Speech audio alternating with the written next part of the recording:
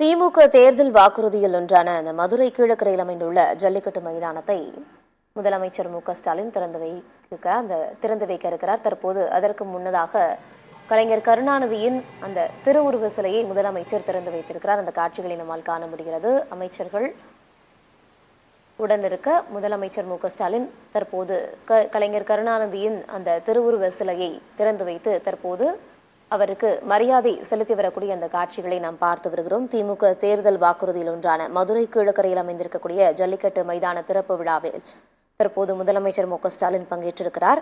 கடந்த ஆண்டு மார்ச் 18ஆம் தேதி இந்த கட்டடத்திற்கு அடிக்கல் நாட்டப்பட்ட சூழலில் தற்போது அதற்கான திறப்பு விழா நடைபெற இருக்கிறது. அதையொட்டி அங்கு ஏறு தழுவுதல் அந்த நிகழ்ச்சியும் நடைபெற இருக்கிறது. இன்று ஏராளமான காளையர்களும் மாடுபிடி வீரர்களும் பங்கேற்கிறார்கள். இதில் முதற்கட்டமாக இன்று வெற்றி பெறும் காளை மற்றும் காளையர்களுக்கு 1 லட்சம் ரூபாய் பரிசும் வழங்கப்படும் என்றும் கார் வழங்கப்படும் என்றும் தெரிவிக்கப்பட்டிருந்தது. தற்போது முதலமைச்சர் மு.க.ஸ்டாலின் வருவதால் அந்த ஏறு தழுவுதல் அரங்கம் திறக்கும் விழா தாமதமாகும் என்று அறிவிக்கப்பட்டிருந்த சூழலில் தற்போது முதலமைச்சர் அந்த அருங்காட்சியகத்திற்கு வருகை தந்திருக்கிறார். அந்த காட்சிகளை நாம் பார்த்து வருகிறோம்.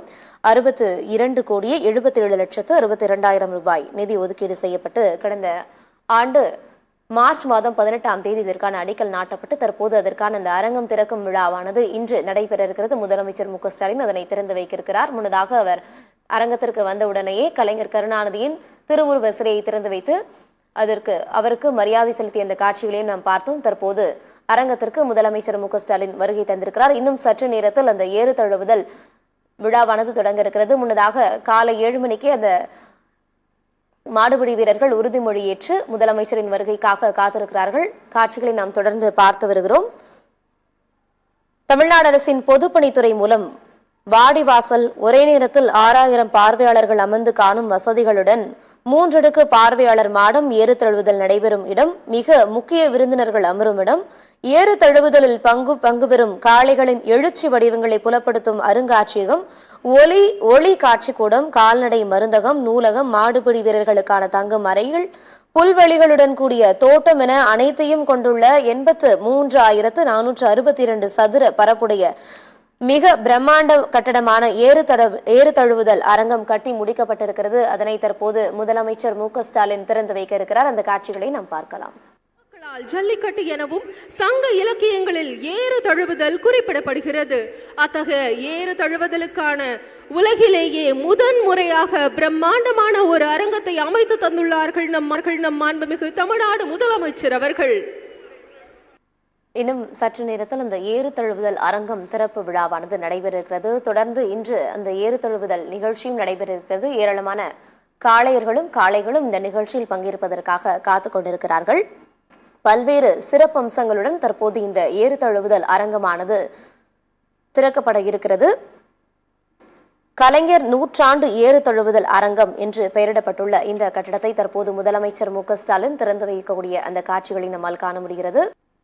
ஒவ்வொரு ஆண்டும் பொங்கல் பண்டிகையை முன்னிட்டு ஜல்லிக்கட்டு போட்டி நடைபெறுவது வழக்கம்.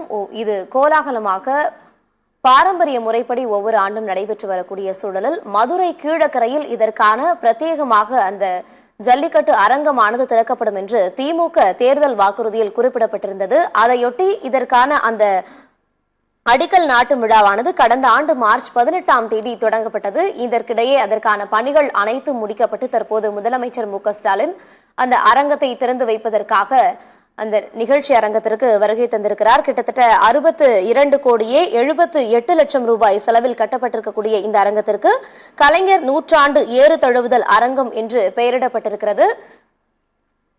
பல்வேறு சிறப்பம்சங்களுடன் இந்த அரங்கமானது தற்போது திறந்து வைக்கப்பட்டிருக்கிறது. இந்த காட்சிகளை நம்மால் காண முடிகிறது. ஒரே நேரத்தில் 6000 பார்வையாளர்கள் அமைந்து பார்க்கக்கூடிய வகையில் இந்த அரங்கமானது தற்போது கட்டப்பட்டிருக்கிறது. ஒவ்வொரு ஆண்டும் கீழக்கரையிலும் இனிமேல் அந்த ஜல்லிக்கட்டு போட்டி நடத்தப்படும் என்ற அறிவிப்பும் வெளியாகி இருக்கிறது. இதற்காக தற்போது இன்று அந்த ஜல்லிக்கட்டு போட்டி நடைபெற இருக்கிறது. காளைகளும் காத்துக் கொண்டிருக்கிறார்கள். இன்று வெற்றி பெறும் அந்த காளையர்களுக்கும் காருடன் 1 லட்சம் ரூபாய் பரிசும் வழங்கப்படும் என்று அறிவிக்கப்பட்டிருந்தது.